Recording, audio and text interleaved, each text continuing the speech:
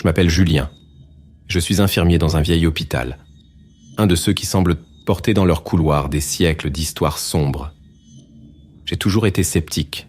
Je n'ai jamais cru aux fantômes ou à quoi que ce soit de ce genre.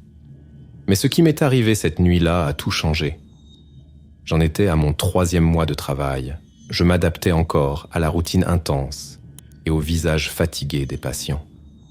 C'était une soirée particulièrement calme, presque trop calme, lorsque je me suis retrouvé à la cantine avec Madame Céleste, une vieille infirmière peu loquace, mais dont la sagesse semblait déborder de ses yeux. Nous prenions un café et elle semblait plus introspective que d'habitude. J'ai pris mon courage à 2 mains et je l'ai interrogée sur ce que tout le monde évitait, le dernier étage de l'hôpital. Dès le premier jour, on m'a dit de ne jamais, sous aucun prétexte, essayer d'y aller. C'est toujours fermé pour une bonne raison, m'a-t-on dit. Madame Céleste m'a regardé, son visage ridé paraissant plus sombre sous la lumière fluorescente. Elle s'est poussé un profond soupir avant de prendre la parole. Il y a des choses qu'il ne faut pas déterrer, Julien. Des histoires qui ne sont pas faites pour les âmes sensibles. Sa voix avait un poids qui rendait l'air plus dense autour de nous. J'ai ri, essayant d'apaiser la tension. Vous croyez vraiment à ces choses-là, Madame Céleste? Les fantômes et tout ça? Elle m'a regardé sérieusement. Il ne s'agit pas de croire, petit. Il s'agit de savoir. Elle m'a parlé de disparition, du silence de mort qui s'abattait parfois sur l'hôpital et des ombres qui semblaient se déplacer d'elles-mêmes. Son histoire m'a donné la chair de poule, mais ma curiosité n'a fait que croître. En réalité, je n'étais pas seulement curieuse, j'étais obsédée. J'avais besoin de savoir ce qui se cachait au dernier étage. Et c'est cette obsession qui m'a poussé à agir de façon imprudente cette nuit-là. Après la fin de la garde de Madame Céleste, je suis resté seul dans l'hôpital, observant le flot constant de patients et d'infirmières qui allaient et venaient en un. La nuit avançait, et l'idée d'explorer le dernier étage ne quittait pas ma tête. Je savais que c'était fou, mais quelque chose en moi, un besoin incontrôlable de réponse, me poussait vers la porte verrouillée. J'ai trouvé la clé dans le bureau du directeur. Elle était vieille, avec de la rouille qui témoignait d'années de négligence. Mes doigts tremblaient lorsque je saisissais le métal froid. Chaque pas que je faisais vers l'étage supérieur semblait résonner dans mon esprit comme un tambour lointain. Lorsque je suis enfin arrivé, je suis restée immobile un instant, hésitante. Mais je ne pouvais pas faire marche arrière. Je devais savoir. La porte s'est ouverte en grinçant et un froid glacial m'a enveloppé. J'ai fait un pas en avant et ce que j'ai trouvé de l'autre côté allait changer ma vie à jamais. Le lendemain, après une nuit blanche, j'étais épuisé, mais je n'arrivais pas à oublier ce que j'avais trouvé au dernier étage. J'avais besoin de plus de réponses. Pendant mon service, j'ai commencé à poser des questions à quelques collègues sur l'étage verrouillé, mais la plupart d'entre eux ont rapidement changé de sujet ou m'ont regardé comme si j'étais folle. C'était comme si le simple fait de mentionner le dernier étage jetait une ombre sur la conversation. La seule personne qui n'a pas fui mes questions était Madame Céleste. Dans un moment de répit, alors que nous étions seuls à la cafétéria, j'ai décidé de réessayer. Madame Céleste, vous en savez plus que ce que vous me dites. Je dois savoir ce qui s'est passé à cet étage. Elle m'a regardé, ses yeux fatigués reflétant la lumière froide de l'hôpital. Petit, certaines histoires ne doivent pas être racontées, mais si tu es déterminé, je te dirai ce que je sais. Mais ne dis pas que je ne t'ai pas prévenu. Elle a commencé à nous parler des années dorées de l'hôpital, lorsqu'il était considéré comme l'un des meilleurs du pays. Des médecins de renom, des traitements innovants et un étage dédié aux expériences médicales de pointe. C'était la fierté de l'hôpital, jusqu'à ce que tout change soudainement. Des patients ont commencé à disparaître et l'étage a été fermé sans explication. Des rumeurs circulaient sur le fait que les expériences avaient échappé à tout contrôle que quelque chose de terrible s'y était produit. « J'étais ici à l'époque, » dit Madame Céleste. « J'ai vu les changements. J'ai vu les médecins aller et venir avec des visages sombres. J'ai entendu les cris que personne d'autre ne semblait entendre. Et puis, un jour, l'étage a été tout simplement fermé à clé. Il n'a plus jamais été ouvert. Les mots de Madame Céleste ont résonné dans mon esprit alors que je reprenais mon service. Mais ce n'était pas suffisant. J'avais besoin de preuves, de quelque chose de concret pour comprendre ce qui s'était réellement passé. J'ai décidé qu'il fallait que j'explore davantage, que je trouve quelqu'un qui soit prêt à parler. C'est alors que je me suis souvenu d'un infirmier plus âgé, Monsieur Georges, qui travaillait à l'hôpital depuis des décennies. J'ai attendu le bon moment pour l'approcher, pendant une pause nocturne où il était seul dans le couloir. « Monsieur Georges, savez-vous quelque chose sur le dernier étage ?»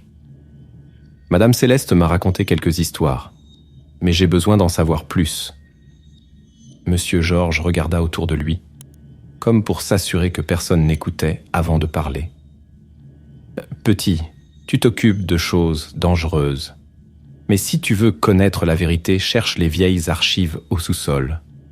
Elles ont été cachées, mais pas détruites. » Ce soir-là, après le départ de tout le monde, je suis descendu au sous-sol. L'endroit était humide et sombre, plein de vieux dossiers couverts de poussière. J'ai commencé à fouiller dans les boîtes et les dossiers. Et j'ai finalement trouvé un plan de l'hôpital. Il était là, le dernier étage, surligné en rouge, comme un avertissement. Ce que j'ai trouvé dans les vieilles archives était effrayant. Des rapports sur des expériences médicales non autorisées, des traitements qui avaient mal tourné, des patients qui sont entrés dans l'étage et qu'on n'a plus jamais revus, des médecins qui se sont suicidés après y avoir travaillé. Ces découvertes n'ont fait qu'alimenter mon besoin d'en savoir plus. Je devenais obsédé, mais je savais que je ne pouvais pas m'arrêter. Je devais comprendre ce qui s'était réellement passé dans cet endroit. Après avoir trouvé ces dossiers effrayants, ma détermination n'a fait qu'augmenter. Je devais voir par moi-même ce qu'il restait au dernier étage. Ainsi, par une soirée tranquille, alors que tout le monde était occupé à sa routine, j'ai décidé qu'il était temps d'agir. J'ai trouvé la vieille clé dans le bureau du directeur, exactement là où je l'avais laissée. Mon cœur battait la chamade tandis que je montais les escaliers jusqu'au dernier étage. Chaque pas semblait résonner dans les couloirs vides, comme si le bâtiment lui-même m'avertissait de faire demi-tour. J'ai atteint la porte verrouillée et, les mains tremblantes, j'ai inséré la clé dans la serrure. La porte grinça, un son qui ressemblait plus à un cri qu'à un simple grincement. Lorsqu'elle s'ouvrit enfin, un air froid et épais s'en échappa, me faisant frissonner de la tête aux pieds. Je fis un pas en avant et fus immédiatement envahi par une sensation de malaise.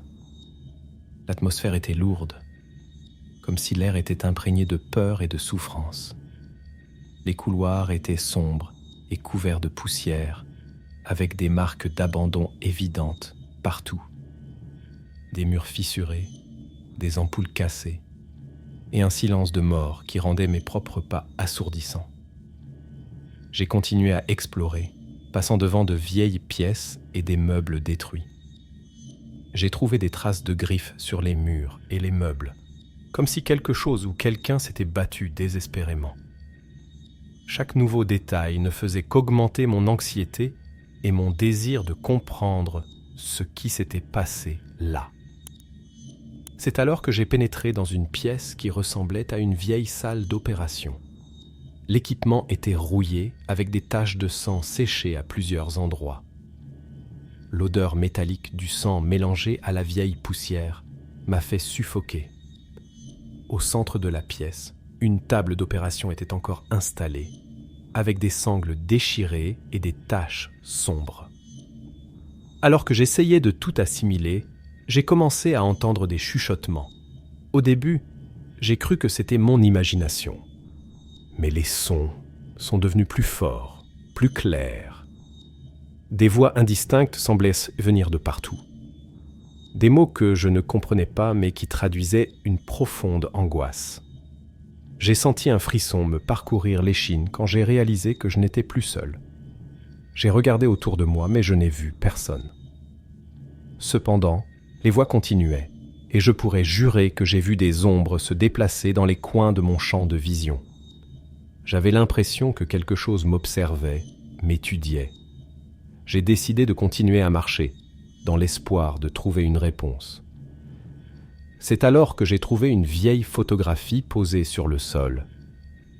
Sur celle-ci figuraient les visages de patients et d'infirmières, tous avec des expressions de peur et de douleur.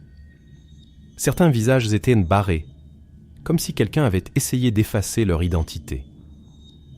J'ai commencé à avoir l'impression de devenir folle. Les voix, les ombres, l'atmosphère oppressante. Tout semblait vouloir m'engloutir. Mais je savais que je ne pouvais pas m'arrêter là. Je devais continuer, je devais comprendre. En continuant à explorer, je suis tombé sur une pièce remplie de vieilles armoires. Les portes étaient partiellement ouvertes, révélant des papiers et des dossiers poussiéreux. Je suis devenu curieux et j'ai commencé à fouiller, espérant trouver plus d'indices sur ce qui s'était passé à cet étage. Parmi les papiers, j'ai trouvé un document qui semblait être un rapport sur des expériences médicales. Les descriptions étaient détaillées et inquiétantes. Elles traitaient de procédures expérimentales sur des patients considérés comme perdus selon les normes médicales conventionnelles. Les médecins tentaient des cures radicales, mais les méthodes étaient horribles et contraires à l'éthique. Les rapports faisant état d'échecs tragiques et de patients que l'on n'a jamais revus augmentaient mon sentiment d'effroi. Plus loin, j'ai trouvé une pièce remplie de meubles détruits et de matériel médical cassé. Les murs portaient des traces de griffes, comme si quelqu'un ou quelque chose avait lutté férocement pour s'échapper. Le sol était couvert de débris et de taches sombres qui ressemblaient à du sang séché. Le sentiment que quelque chose de terrible s'était produit là était presque palpable. Alors que je balayais la pièce du regard, j'ai de nouveau entendu des chuchotements. Ils venaient de partout, et j'avais l'impression que les murs me parlaient, mais les sons étaient si clairs que je pouvais presque comprendre les mots « aide »,« douleur »,« peur ». Les chuchotements se fondaient en un chœur de désespoir qui me donnait des frissons. Au fur et à mesure que les chuchotements s'amplifiaient, j'ai commencé à sentir une présence, quelque chose où quelqu'un était là avec moi, mais je ne pouvais pas le voir. Des ombres dansaient sur les murs et j'avais l'impression d'être observé. Mon cœur battait la chamade et ma respiration devenait lourde. Mais malgré la peur grandissante, j'ai continué à avancer. Puis je suis tombé sur une vieille salle d'opération. En entrant, l'air est devenu plus froid et une forte odeur de fer a imprégné la pièce. Au centre de la pièce se trouvait une table d'opération couverte de rouille et de taches de sang sombre. Des instruments chirurgicaux étaient éparpillés tout autour, beaucoup d'entre eux étant également tachés de sang. La scène était macabre et semblait tout droit sortie d'un cauchemar. Dans un coin de la pièce, j'ai trouvé un journal intime. C'était le journal d'un médecin qui avait travaillé à l'hôpital il y a plusieurs dizaines d'années. Les pages étaient jaunies et fragiles, mais encore lisibles. J'ai commencé à lire et ce que j'ai trouvé était horrifiant. Le médecin décrivait les expériences qu'il avait menées, les procédures brutales et les échecs catastrophiques. Il parlait des patients qui hurlaient de douleur, de ses tentatives désespérées pour justifier ses actes au nom de la science. Le journal se terminait brusquement, le médecin confessant ses regrets et mentionnant quelque chose à propos de eux qui ne le laisserait jamais tranquille. La dernière ligne était presque illisible, mais elle sonnait comme un avertissement. Ils sont là. Le journal entre les mains, j'ai commencé à sentir une main froide sur mon épaule. Je me suis retourné rapidement, mais il n'y avait personne. Les chuchotements se sont amplifiés et j'ai su que je n'étais plus seul. Quelque chose était avec moi à cet étage, quelque chose qui ne voulait pas que je découvre la vérité. Après avoir lu le journal, mon sentiment d'être observé s'est intensifié. La main froide que j'ai sentie sur mon épaule semblait être un avertissement clair de sortir de là, mais ma curiosité, mêlée à la peur, m'a poussé à continuer. L'atmosphère était si lourde que j'avais l'impression que l'air même me pressait. Chaque pas que je faisais dans les couloirs sombres s'accompagnait d'un sentiment croissant que quelque chose n'allait pas. J'ai commencé à voir des ombres se déplacer au coin de mes yeux, disparaissant lorsque j'essayais de me concentrer sur elles. Les voix, désormais plus claires, chuchotaient mon nom. Julien. Julien. C'était comme si le bâtiment lui-même m'appelait. Je suis passé devant une pièce qui ressemblait à une vieille infirmerie. Les lits étaient retournés, les matelas déchirés et les murs marqués de profondes éraflures. Les rideaux blancs jaunis par le temps se balançaient légèrement, comme mus par une brise invisible. Sur l'un des lits, j'ai vu un vieux fauteuil roulant, rouillé mais encore fonctionnel. Sans crier gare, le fauteuil s'est mis à bouger tout seul, grinçant d'un côté à l'autre. Mes yeux se sont fixés sur un mur couvert de vieilles photos. La plupart des images montraient des patients et des membres du personnel de l'hôpital, dont beaucoup me semblaient étrangement familiers. Un visage en particulier a attiré mon attention. C'était celui du médecin dont j'avais trouvé le journal. Il était entouré de patients qui semblaient agoniser, leurs yeux fixés sur l'appareil photo avec un air de pur désespoir. Alors que je m'approchais du mur pour examiner les photos de plus près, j'ai senti une présence derrière moi. Je me suis retourné rapidement, mais là encore, il n'y avait personne. Le sentiment d'être observé était si intense que je pouvais presque sentir le poids des yeux invisibles sur moi. J'ai continué à marcher, en essayant d'ignorer le sentiment croissant d'effroi. J'ai trouvé une autre pièce, qui semblait être une sorte de bureau. Sur la table, j'ai trouvé d'autres vieux documents décrivant des procédures encore plus horribles. Parmi eux, il y avait le dessin d'un patient, attaché à une table d'opération, avec des notes détaillant les souffrances infligées pendant les expériences. Pendant que je lisais, j'ai senti un froid glacial m'envahir. J'ai levé les yeux et j'ai vu une longue ombre indistincte se déplacer lentement dans le couloir.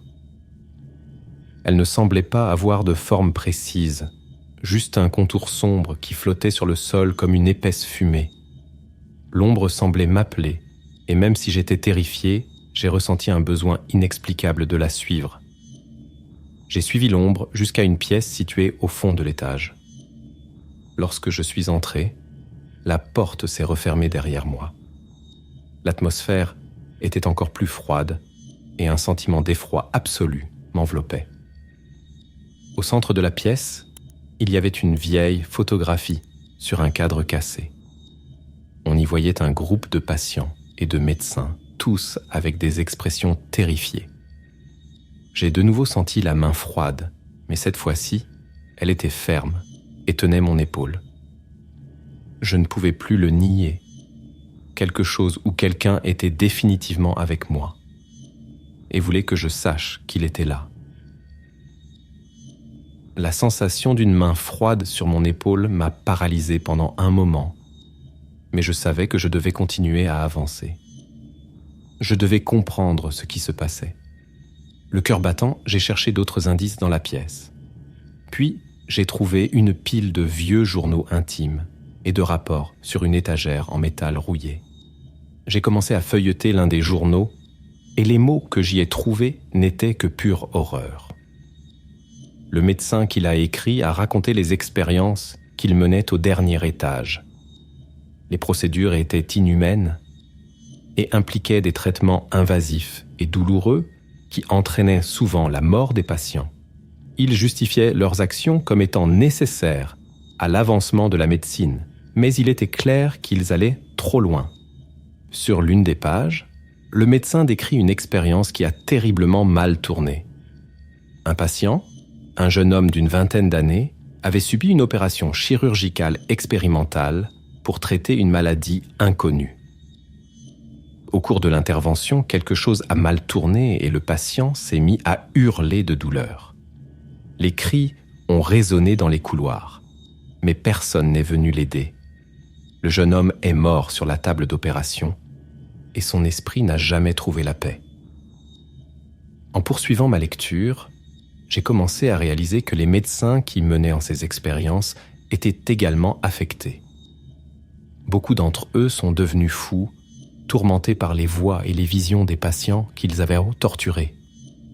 Certains se sont suicidés, incapables de supporter la culpabilité et la peur. Les dernières pages du journal étaient presque illisibles, écrites d'une main tremblante. Le médecin y raconte qu'il regrettait profondément ses actes et que les esprits des patients ne le laissaient pas tranquille. Il a mentionné qu'il voyait leurs visages partout, qu'il entendait leurs cris, même dans les moments de silence absolu. La dernière entrée du journal se lit comme suit. « Ils sont toujours avec moi. Il n'y a pas d'échappatoire. » J'ai fermé le journal, sentant un poids écrasant sur mes épaules. J'ai quitté la pièce et continué à marcher dans les couloirs, chaque pas m'enfonçant un peu plus dans l'histoire macabre de ce lieu. C'est alors que j'ai de nouveau entendu les cris. Ils étaient forts, désespérés et semblaient provenir de toutes les directions. J'ai couru vers le son, poussé par un mélange de peur et de besoin de découvrir la vérité. J'ai atteint une petite pièce au bout du couloir, et là, au milieu du sol, gisait un corps momifié. On aurait dit qu'il était là depuis des décennies, la peau sèche et les os visibles. J'ai immédiatement reconnu le visage. C'était le jeune homme décrit dans le journal. À côté de lui se trouvait une vieille photo du groupe de médecins et de patients, tous avec des expressions terrifiées. En prenant la photo, j'ai senti une vague de froid me traverser. Les cris sont devenus plus forts, plus désespérés. C'était comme si les âmes tourmentées des patients essayaient de communiquer avec moi, voulant que je comprenne leur douleur et leur souffrance. La réalité de cet endroit était pire que tous les cauchemars que j'aurais pu imaginer. Le dernier étage de l'hôpital n'était pas seulement un lieu oublié, c'était un tombeau rempli d'esprits agités et de souvenirs horribles. Je savais que je devais sortir de là, mais quelque chose m'en empêchait. J'avais besoin de plus de réponses. J'avais besoin de comprendre pleinement ce qui s'était passé. Après avoir trouvé le corps momifié, mon esprit était dans un tourbillon. Chaque bruit, chaque ombre semblait murmurer de terribles secrets. Mais même si j'étais terrifié, je savais qu'il y avait encore beaucoup à découvrir. J'ai donc continué à explorer, ignorant l'effroi grandissant qui me serrait la poitrine. En marchant, j'ai commencé à avoir des visions. Au début, ce n'étaient que des flashs rapides, des visages déformés, des mains ensanglantées, des yeux vides qui m'observaient. Mais bientôt, les visions sont devenues plus vivantes. J'ai vu des patients dans des lits d'hôpitaux, se tordant de douleur, implorant de l'aide. Leurs voix étaient pleines de désespoir et leurs yeux reflétant une souffrance que je ne pouvais pas entièrement comprendre. Une scène en particulier m'a profondément marqué. J'ai vu une jeune infirmière, le visage couvert de larmes, tenir la main d'un patient qui hurlait de douleur. La scène était si réelle que je pouvais presque sentir la chaleur de ses larmes et le froid de la main du patient. La vision n'a duré que quelques secondes, mais la douleur et la souffrance qu'elle véhiculait étaient presque insupportables. Alors que j'essayais de repousser les visions, je me suis rendu compte que je me trouvais dans une pièce que je n'avais pas remarquée auparavant. Au centre se trouvait un vieux magnétophone poussiéreux. Je n'ai pas pu résister à l'envie de l'allumer. La bande s'est mise à tourner et une voix pleine d'angoisse a envahi la pièce. C'était la voix d'un médecin, décrivant une procédure qui s'était horriblement mal passée. Il parlait avec regret. Sa voix tremblait alors qu'il décrivait les cris des patients et les échecs des expériences. les hallucinations se sont intensifiées. J'ai vu des silhouettes qui disparaissaient lorsque j'essayais de me concentrer sur elles. J'ai entendu des bruits de pas qui résonnaient dans les couloirs vides et j'ai senti des mains invisibles toucher ma peau. Chaque vue, chaque son semblait plus réel que le précédent, m'entraînant dans un cauchemar dont je ne pouvais pas me réveiller. La nausée et le vertige augmentaient à chaque pas. C'était comme si l'air autour de moi était empoisonné, me faisant lentement suffoquer. Ma vision se brouillait et je commençais à trébucher, mon esprit luttant pour séparer la réalité des hallucinations. Finalement, j'ai atteint une pièce qui semblait différente des autres. C'était un vieux bureau avec des meubles couverts de poussière et des papiers éparpillés partout. Au centre du bureau se trouvait une lettre ouverte, écrite d'une main tremblante.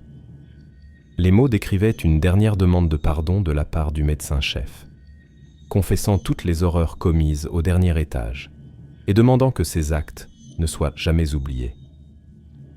En lisant la lettre, j'ai senti une présence plus forte que jamais. J'ai regardé autour de moi et j'ai vu des ombres se déplacer le long des murs, s'approchant lentement. Chacune semblait chargée de douleur et de souffrance, reflétant les horreurs qu'elles avaient vécues. Je savais que je devais sortir de là avant que les hallucinations ne m'avalent complètement. Mais en même temps, je savais que je ne pouvais pas abandonner les âmes tourmentées qui étaient encore piégées dans cet endroit. Je devais trouver un moyen de rendre justice, de donner une voix à ces victimes oubliées.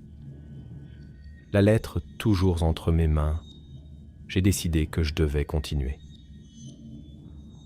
Chaque nouvelle découverte, aussi horrible soit-elle, semblait me rapprocher de la vérité. Le poids des esprits autour de moi s'intensifiait, et je savais que je devais comprendre pleinement ce qui s'était passé là-bas pour trouver une certaine forme de paix. J'ai continué à explorer le dernier étage, traversant des couloirs sombres et des pièces pleines de souvenirs macabres. Dans une petite pièce fermée à clé, j'ai trouvé une armoire rouillée. Avec un peu d'effort, j'ai réussi à ouvrir les portes et à l'intérieur, j'ai trouvé le corps momifié d'un patient. Le spectacle était horrible, mais je ne pouvais pas détourner le regard. Il était clair qu'il avait été laissé pour mort, oublié par tout le monde. Alors que je regardais le corps, j'ai recommencé à entendre des chuchotements, mais cette fois-ci, ils étaient plus clairs. Des voix de patients et de médecins, mélangées dans un chœur de désespoir. Ils nous ont laissés mourir, ils nous ont torturés. Les voix résonnaient dans mon esprit, et je ressentais la douleur et la souffrance qu'elles véhiculaient. J'ai décidé de continuer, guidé par les chuchotements. Ils m'ont emmené dans une autre pièce, où j'ai trouvé d'autres vieux dossiers. Parmi eux se trouvait un rapport final détaillant les derniers jours des expériences. Le document confirmait que de nombreux patients avaient été soumis à des procédures inhumaines et que la plupart d'entre eux n'avaient pas survécu. Les médecins avaient essayé d'étouffer l'affaire, mais la vérité était là, cachée dans les archives oubliées. Alors que je lisais, j'ai senti une main glacée sur mon épaule. Je me suis retourné rapidement, mais il n'y avait plus personne. Les chuchotements étaient les plus forts maintenant et je pouvais presque sentir la présence des esprits autour de moi. Ils essayaient de me montrer quelque chose que je n'avais pas encore découvert. C'est alors que j'ai trouvé un journal intime, différent des autres. Celui-ci semblait provenir du directeur de l'hôpital lui-même. Ces mots étaient pleins de regrets et de peur. Il décrivait comment les expériences avaient recommencé avec de bonnes intentions, mais avaient rapidement échappé à tout contrôle. Les médecins, prêts à tout pour obtenir des résultats, ont commencé à ignorer l'éthique et la morale, traitant les patients comme de simples objets d'étude. Le journal se termine par une confession choquante.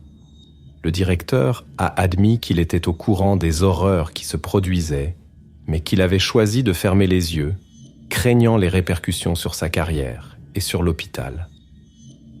Il a mentionné que les esprits des patients ne le laissaient jamais tranquille, le hantant jusqu'à ses derniers jours. Le journal en main, j'ai commencé à comprendre la véritable ampleur de l'horreur qui s'était déroulée à cet étage. Non seulement les médecins n'avaient pas réussi à guérir les patients, mais ils avaient aussi brutalement détruit leur vie. Des esprits agités étaient piégés là, en quête de justice et de reconnaissance pour leur douleur.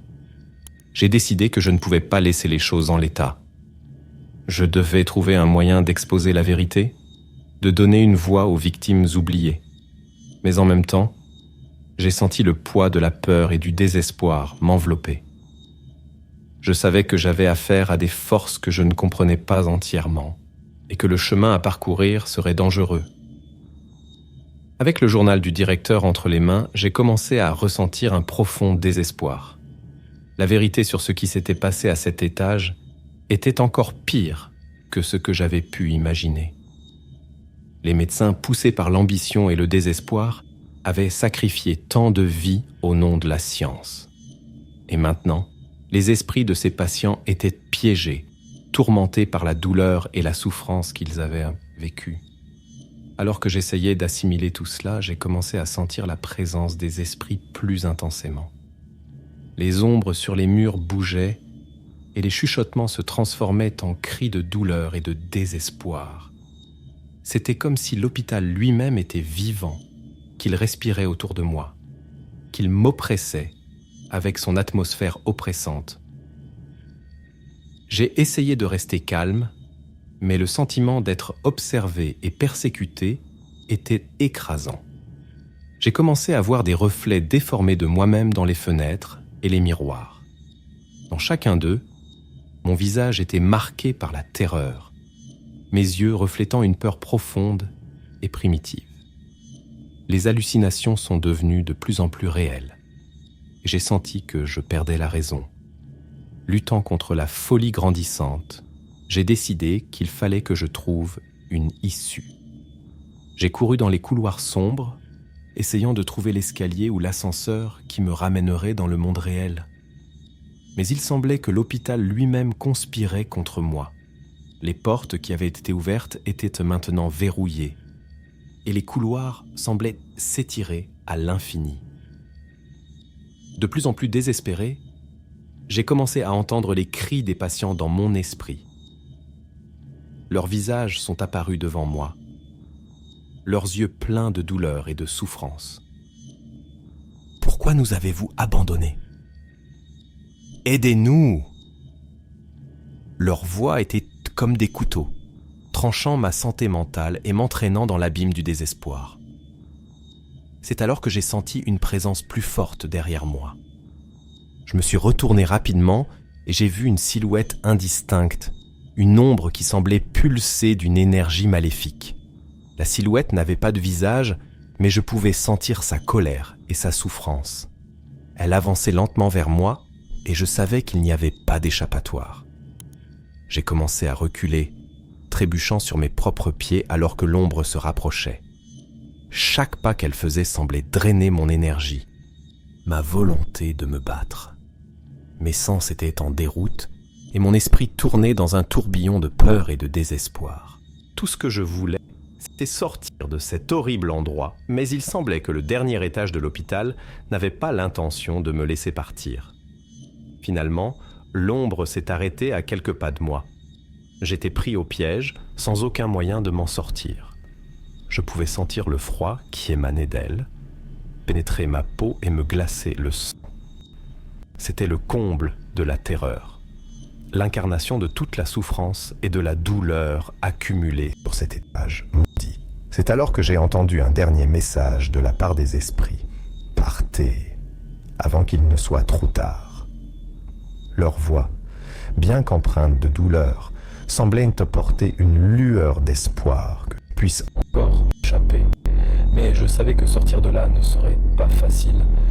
J'étais au bord du gouffre. Ma santé mentale ne tenait qu'à un fil. Les paroles des esprits résonnant dans mon esprit, j'ai commencé à reculer lentement, sentant que l'ombre se rapprochait de plus en plus. La peur était presque insupportable, mais je savais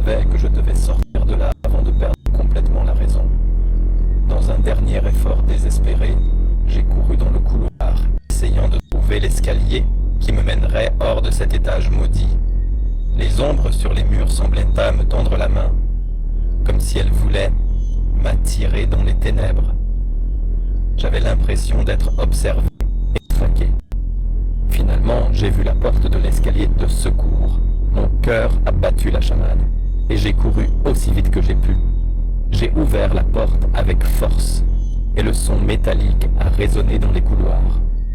J'ai commencé à descendre les marches, chaque pas m'éloignant un peu plus de cet enfer. J'atteignis l'étage inférieur, haletant et en sueur froide. Je regardais en arrière, espérant voir l'ombre qui me suivait, mais il n'y avait rien. Le silence était oppressant, mais au moins, je n'étais plus au dernier étage. J'ai continué à descendre jusqu'à atteindre le rez-de-chaussée, où l'environnement semblait plus sûr, plus réel. J'ai quitté le bâtiment et me suis retrouvé sur le trottoir, sous la lumière pâle des réverbères. L'air frais de la nuit semblait dissiper une partie des ténèbres qui m'avaient enveloppé à l'intérieur. Mais je savais que je ne serais plus jamais la même. Les visions, les cris, les visages déformés, tout cela était gravé dans mon esprit pour toujours. Mes collègues à l'hôpital ont compris que quelque chose n'allait pas. Ils s'inquiétaient de mon état, mais je ne pouvais pas parler de ce qui s'était passé. Qui me croirait? Et même s'il me croyait, que pouvait-il faire? Le dernier étage de l'hôpital resterait un lieu de douleur et de souffrance, une tombe pleine d'âmes tourmentées. Quelques jours plus tard, je suis retourné à l'hôpital pour essayer de reprendre ma routine. Mais chaque fois que je passais près de l'escalier menant au dernier étage, je sentais un frisson remonter le long de ma colonne vertébrale. Je savais que les esprits étaient toujours là, piégés dans leur tourment éternel. Les rumeurs concernant le dernier étage ont continué, et les nouveaux employés ont reçu les mêmes avertissements que moi. Personne d'autre n'a essayé d'entrer, et la porte est restée verrouillée. Mais je connaissais la vérité. Je savais que le mal qui habitait cet étage ne disparaîtrait jamais. L'hôpital a poursuivi ses activités normales, mais pour moi, rien ne serait plus jamais normal. Je porterais avec moi le poids des âmes que j'ai rencontrées.